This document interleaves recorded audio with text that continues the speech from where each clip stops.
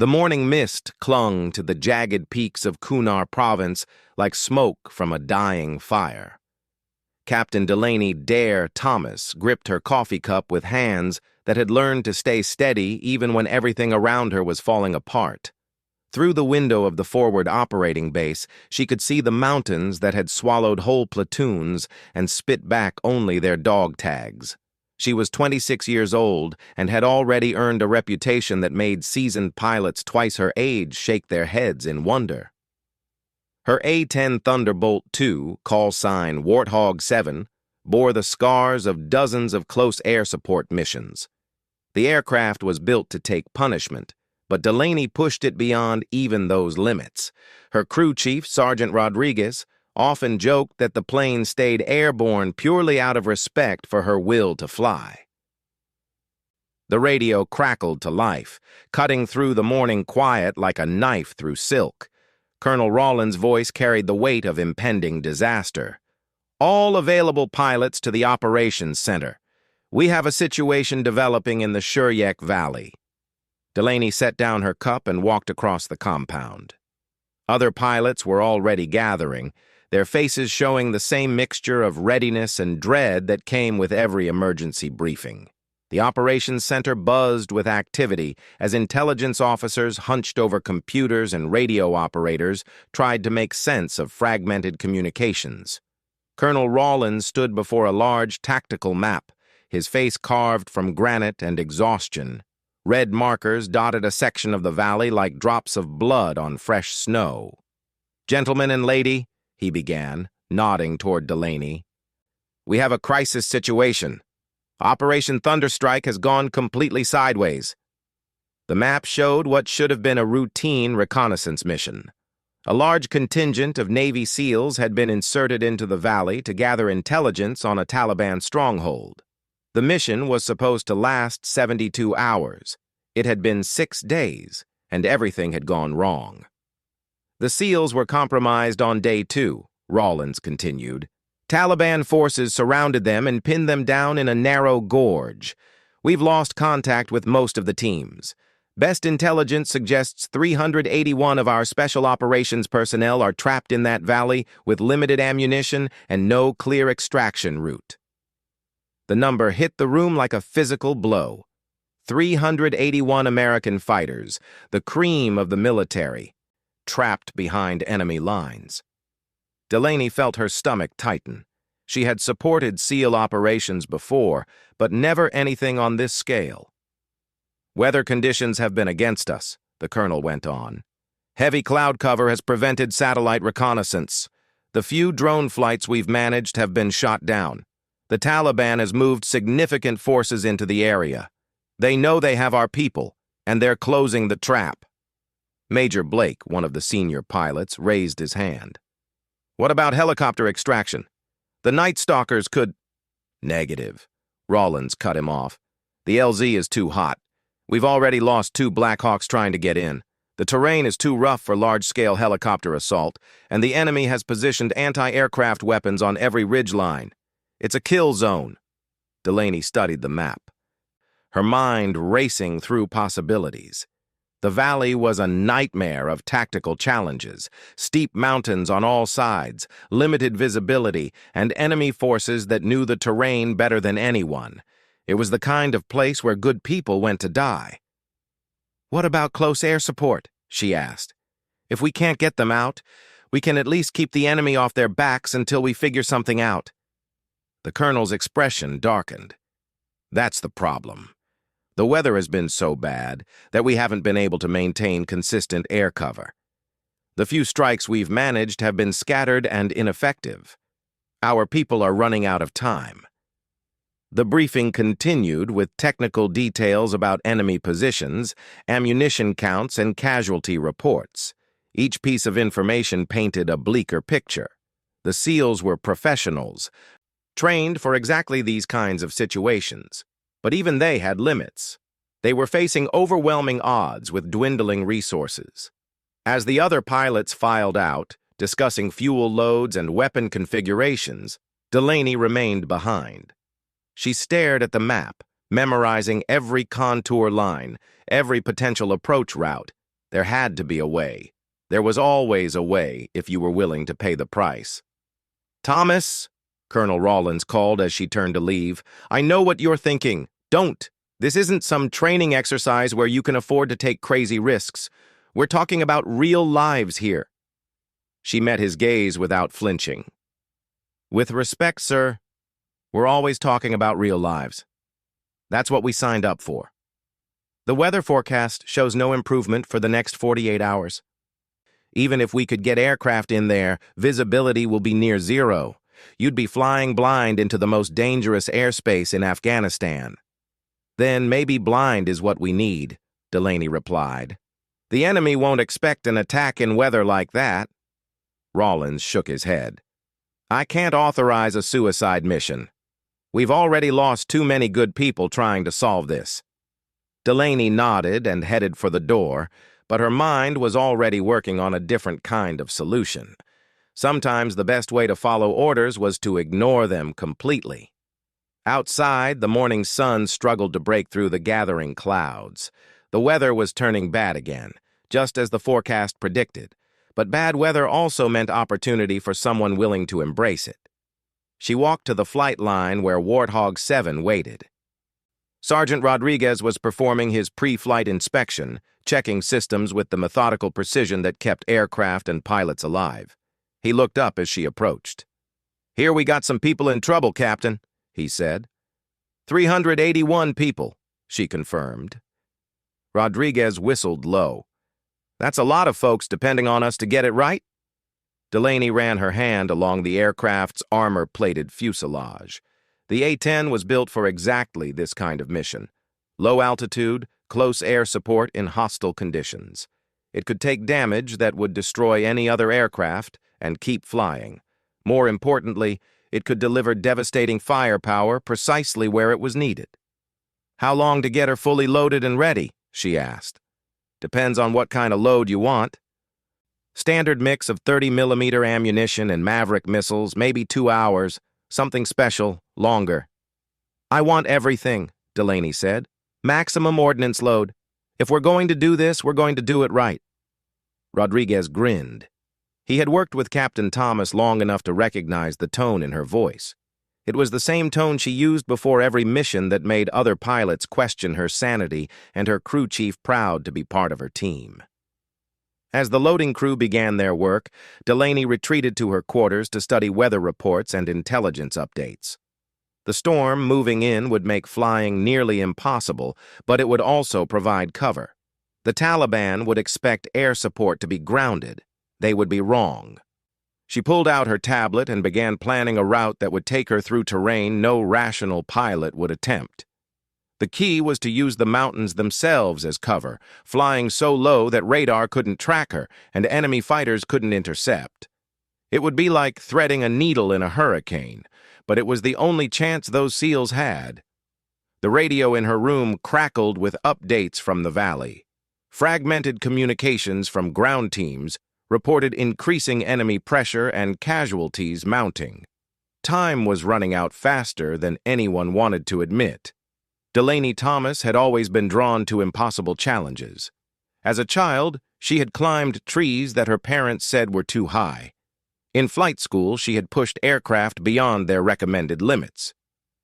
Every instructor she had ever worked with called her reckless. She called it necessary.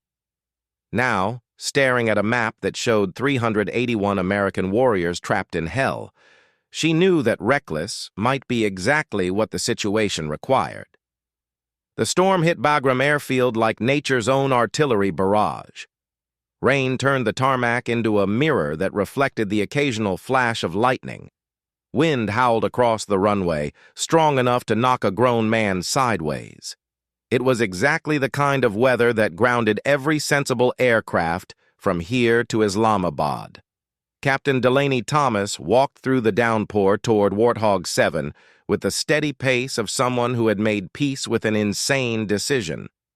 Water streamed from her helmet and flight suit, but she barely noticed. Her focus was entirely on the mission ahead and the 381 Americans depending on her willingness to fly into what every other pilot would call certain death. Sergeant Rodriguez met her at the aircraft, shouting over the wind. "Captain, you can't be serious about flying in this. Visibility is 0, winds are gusting to 60 knots, and the weather radar shows it getting worse." "Those SEALs don't care about weather reports," she shouted back. "Load status?" "Fully loaded, 30mm ammunition, full complement of Maverick missiles and extra fuel tanks. She's heavy as hell and not going to want to fly in this wind." Delaney ran through her pre-flight check with mechanical precision, even as rain hammered her helmet and made reading instruments nearly impossible. Every system showed green, but she knew that conditions like these could change that in seconds. The A-10 was tough, but it was still just metal and electronics fighting against the raw power of nature. In the operations center, Colonel Rawlins was coordinating what resources he could bring to bear. Weather had grounded every other aircraft on the base. Satellite communications were spotty. The situation in the Shuryak Valley was deteriorating faster than anyone wanted to acknowledge.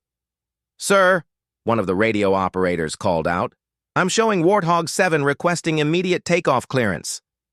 Rawlins spun around. "Denied. All aircraft are grounded until this weather passes."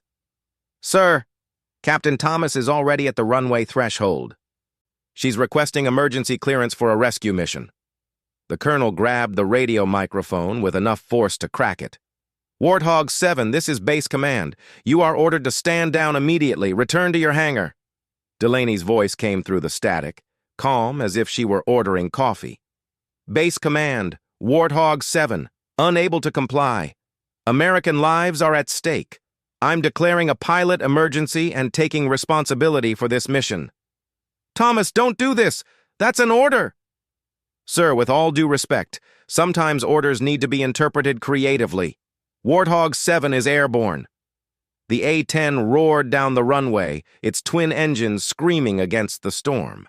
The aircraft fought every inch of the takeoff, buffeted by crosswinds that tried to push it sideways into the runway lights. Most pilots would have aborted the takeoff. Delaney held the stick steady and pulled the heavily loaded Thunderbolt into the air through sheer determination. Once airborne, the real challenge began. Flying in a storm was like being inside a washing machine filled with lightning and regret. The aircraft bounced and rolled as updrafts and downdrafts fought for control. Rain hammered the canopy so hard that visibility dropped to mere yards. Navigation instruments spun like confused compasses. But the storm also provided perfect cover. No radar could track her through the wall of precipitation. No enemy fighter would be foolish enough to attempt intercept in conditions like these. If she could navigate by instinct and terrain recognition, she might actually make it to the valley undetected. Delaney flew by feel, using every trick she had learned in years of low-altitude flying. Mountain peaks emerged from the clouds like the teeth of some massive predator, forcing her to thread through valleys she could barely see. The aircraft's terrain-following radar screamed warnings as she skimmed ridgelines at altitudes that would make air traffic controllers faint. 2 hours into the flight, she broke through the worst of the weather and found herself in a surreal landscape of scattered clouds and hidden valleys. Below her, the Shuryak Valley stretched like a wound in the earth. Smoke rose from multiple locations, evidence of the ongoing battle below. Her radio crackled with fragmented transmissions from the trapped SEAL teams. "Multiple casualties, running low on ammunition. Enemy forces closing from the North Ridge." The voices carried the controlled desperation of professionals who knew they were running out of options. Delaney switched to the emergency frequency and keyed her microphone. "All ground call signs, this is Warthog 7. I'm 5 minutes out with close air support. Mark your positions with smoke if you can." The response was immediate and filled with disbelief. "Warthog 7, this is Ground Team Alpha. Did you say close air support? We thought all aircraft were grounded." "Sometimes grounded is a relative term," Delaney replied. "What's your tactical situation?" The picture that emerged from multiple ground teams was grim. The SEALs had been pushed into 3 separate pockets of resistance, each surrounded by overwhelming Taliban forces. They were low on ammunition, had multiple wounded, and were facing coordinated attacks from enemy forces that seemed to know exactly where they were. Delaney studied the terrain below, identifying enemy positions by muzzle flashes and movement patterns. The Taliban had positioned machine gun nests on the ridgelines and were using the high ground to pour devastating fire down on the trapped Americans. It was a textbook ambush, perfectly executed. "Ground teams, I'm going to need you to pull back to covered positions. I'm coming in hot with everything I've got." She rolled the A-10 into its attack run, diving toward the valley floor at an angle that would make most pilots question their life choices. The aircraft's targeting systems locked onto the first cluster of enemy positions. At 500 feet above the ground, traveling at nearly 400 miles per hour, she triggered the GAU-8 Avenger cannon. The 30mm rounds tore into the mountainside like a buzzsaw made of pure destruction. Rock and vegetation exploded in massive clouds of debris as the depleted uranium rounds found their targets. Taliban fighters who had been laying devastating fire on the SEALs suddenly found themselves facing the business end of the Air Force's most lethal ground attack aircraft, but the enemy was prepared for air attacks. As Delaney pulled up from her first pass, shoulder-fired surface-to-air missiles streaked up from concealed positions. She jinked hard left, dispensing flares and chaff as the missiles tried to lock onto her aircraft's heat signature. One missile exploded close enough to rattle her teeth and send shrapnel through her left wing. Warning lights flashed across her instrument panel, but the A-10's legendary toughness kept her airborne. She brought the aircraft around for another pass, this time targeting the anti-aircraft positions. "Warthog 7, you're taking heavy fire," came an urgent call from one of the ground teams. "There are SAM sites all over those ridges." "Copy that," Delaney replied, her voice steady despite the aircraft shuddering around her as another missile exploded nearby. "Sometimes you have to accept a little incoming fire to get the job done." She pressed the attack with methodical precision, using the A-10's superior firepower to systematically destroy enemy positions. Each pass was a calculated risk, trading her aircraft's safety for the lives of the men trapped below. The Taliban had expected to finish off the surrounded Americans without interference. They had not planned for a pilot crazy enough to fly attack missions in impossible weather. The tide of battle began to turn.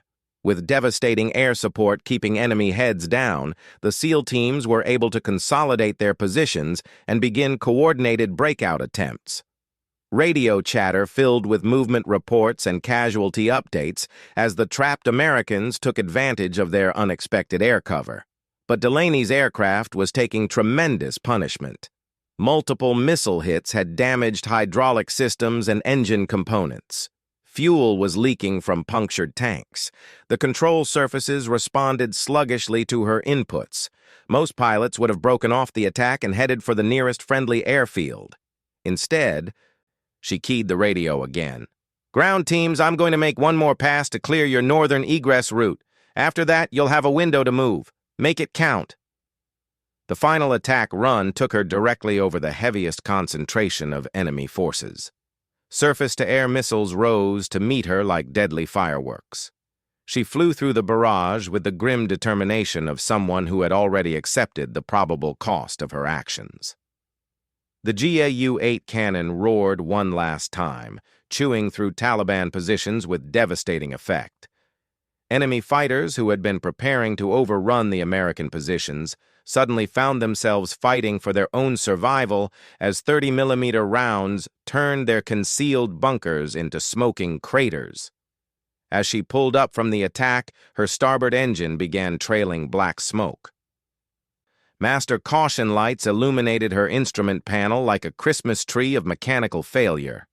The A-10 was dying around her, but it was still flying, and the mission wasn't finished yet.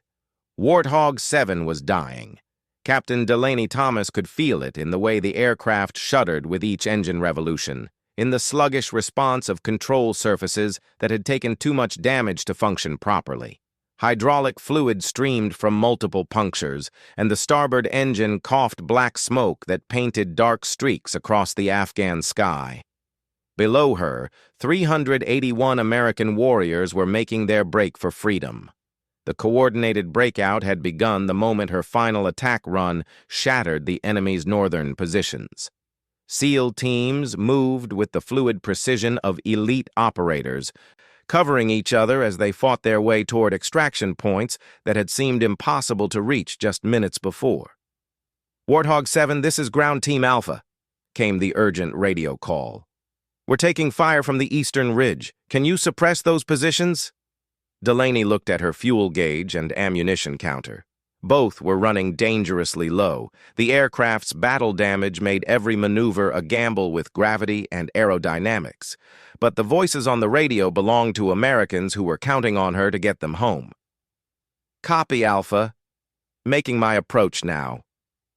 She banked the wounded A-10 toward the enemy positions, fighting controls that wanted to send her into an unrecoverable spiral. The eastern ridge was honeycombed with caves and fortified positions that had been carved into the mountainside over years of preparation.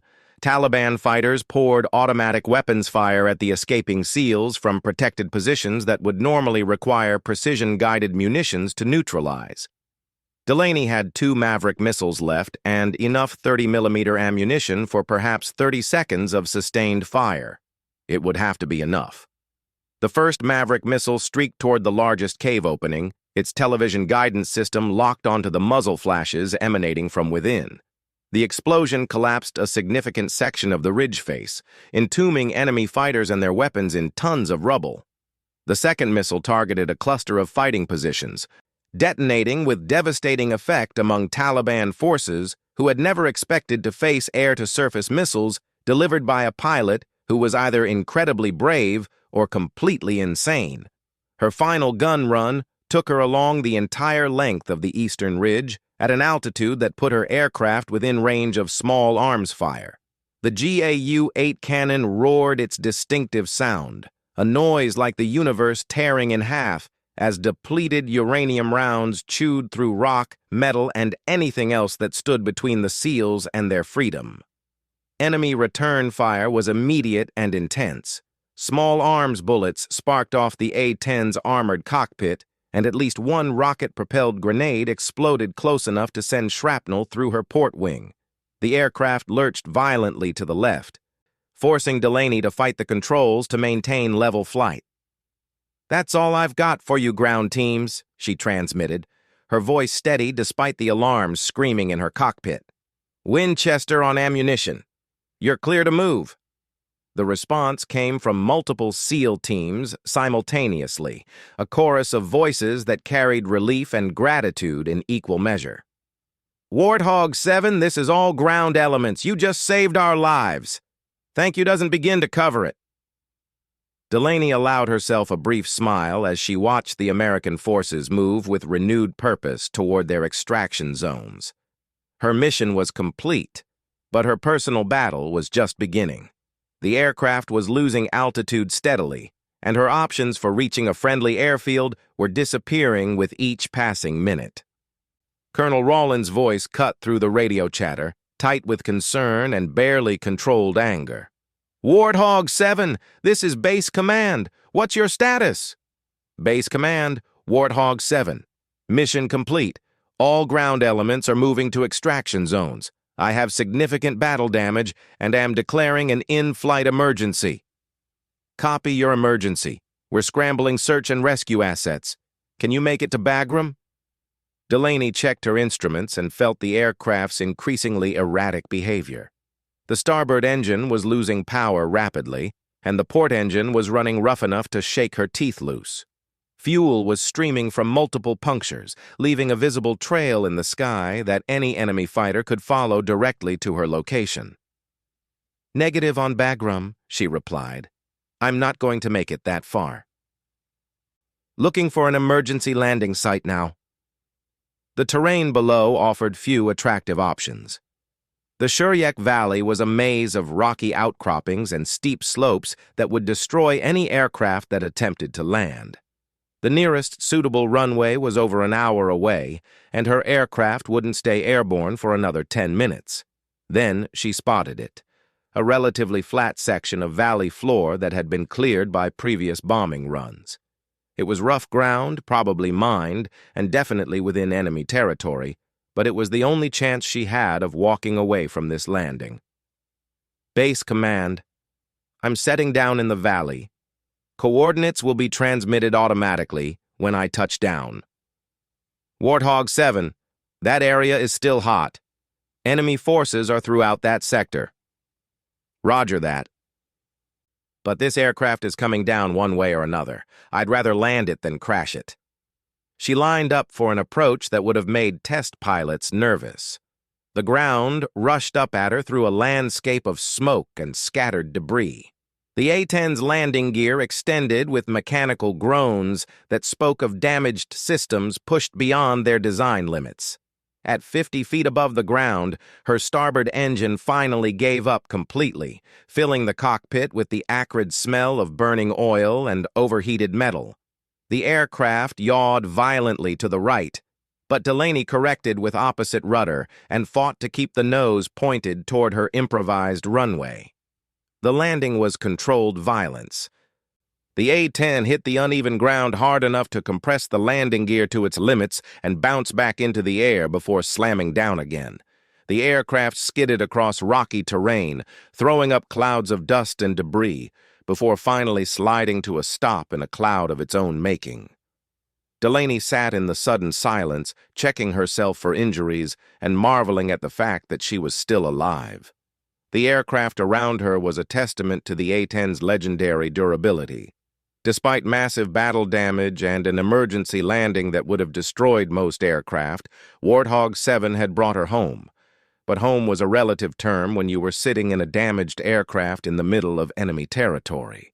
The sound of approaching vehicles reached her through the settling dust, and she realized that her day was far from over. The first Taliban fighters to reach her crash site were expecting to find either a dead pilot or one too injured to resist. They found Captain Delaney Thomas standing beside her aircraft with her sidearm drawn and the expression that suggested she was perfectly willing to continue fighting until backup arrived. The standoff lasted exactly 4 minutes. That's how long it took for the first rescue helicopters to arrive, guided by the GPS beacon in her downed aircraft. The Taliban fighters, already demoralized by watching their carefully planned ambush dissolved by a single pilot, decided that discretion was the better part of valor and melted back into the mountains. 2 hours later, Delaney was sitting in the operations center at Bagram Airfield, facing Colonel Rawlins across a table covered with incident reports and disciplinary paperwork. Her flight suit was torn and stained, her face was streaked with hydraulic fluid and cordite residue, but her eyes held the quiet satisfaction of someone who had done exactly what needed to be done. "Captain Thomas," Rawlins began, his voice carefully controlled, "you disobeyed direct orders, violated flight safety protocols, and conducted an unauthorized combat mission in weather conditions that grounded every other aircraft in theater." "Yes, sir." "You took it upon yourself to risk a multi-million-dollar aircraft and potentially compromise ongoing rescue operations through reckless decision-making." "Yes, sir." Rawlins stared at her for a long moment before continuing. "You also saved the lives of 381 American service members who would almost certainly have died without your intervention." "That was the mission, sir." The colonel set down his papers and looked directly at her. "The mission was to wait for proper authorization and coordinate with established command structure. What you did was the exact opposite of everything we teach about military discipline and chain of command." Delaney met his gaze without flinching. "Sometimes the mission requires interpretation, sir." "And sometimes that interpretation gets good people killed," Rawlins replied. "You were lucky, Captain. Incredibly, impossibly lucky. A few inches difference in any of those missile hits, a slightly worse weather front, even a mechanical failure at the wrong moment, and we'd be planning your funeral right now." "But we're not," she pointed out, and neither are we planning funerals for 381 SEALs. The silence stretched between them, heavy with the weight of decisions made under impossible circumstances. Finally, Colonel Rawlins picked up one of the papers from his desk. "The preliminary after-action reports are unanimous," he said. "Every ground team commander credits your actions with saving their units. The tactical analysis shows that without close air support, the Taliban would have overrun all American positions within hours." He set the paper aside and picked up another one. "However, your violation of direct orders, unauthorized use of military aircraft, and complete disregard for established safety protocols constitute serious breaches of military discipline." Delaney waited. She had known this moment would come from the instant she had pushed the throttles forward on that storm-lashed runway. Some actions were worth the consequences, regardless of what those consequences might be. "The recommendation from the investigation board," Rawlins continued, "is for a formal reprimand, temporary grounding, and mandatory review of your fitness for continued flight status." "I understand, sir." The colonel set down the paper and leaned back in his chair. "That recommendation has been overruled by higher command. It seems that 381 rescued SEALs generate a lot of political weight, and politicians love clear-cut heroes." Delaney blinked, surprised for the first time in the conversation. "You're being transferred to a training position stateside," Rawlins explained. "Officially, it's a promotion recognizing your tactical expertise and combat experience. Unofficially, it's to keep you away from situations where your creative interpretation of orders might cause international incidents." "Sir, I'd prefer to remain in theater. My squadron needs—" "Your squadron needs pilots who follow orders and work within the system," Rawlins interrupted. "What happened in that valley was extraordinary, Captain, but it can't become routine. We can't have every pilot deciding for themselves when orders should be ignored." Outside the operations center, word of the rescue had spread throughout the base. Maintenance crews, who had heard radio chatter about the mission, looked at damaged aircraft with new appreciation for the pilots who flew them. Ground troops, who understood the odds of surviving an ambush like the one in Shuryek Valley, spoke in hushed tones about the pilot who had flown through a storm to bring their brothers home. But there was no ceremony, no medal presentation, no official recognition of what had happened. Military operations that violated established protocols, even successful ones, were not celebrated in public.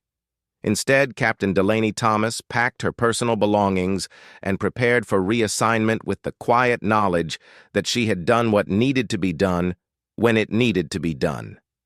3 months later, she was instructing new pilots at Nellis Air Force Base in Nevada, teaching them the technical aspects of close air support and tactical flying.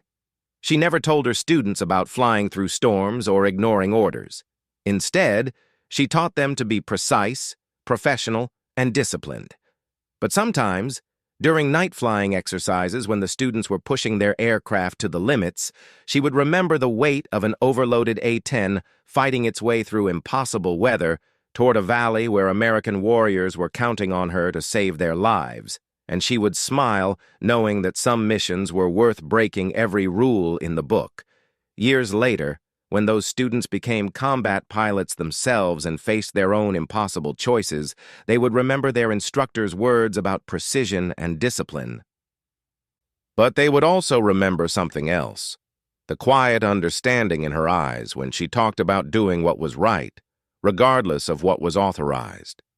And somewhere in the mountains of Afghanistan, 381 veterans carried their own memories of the day.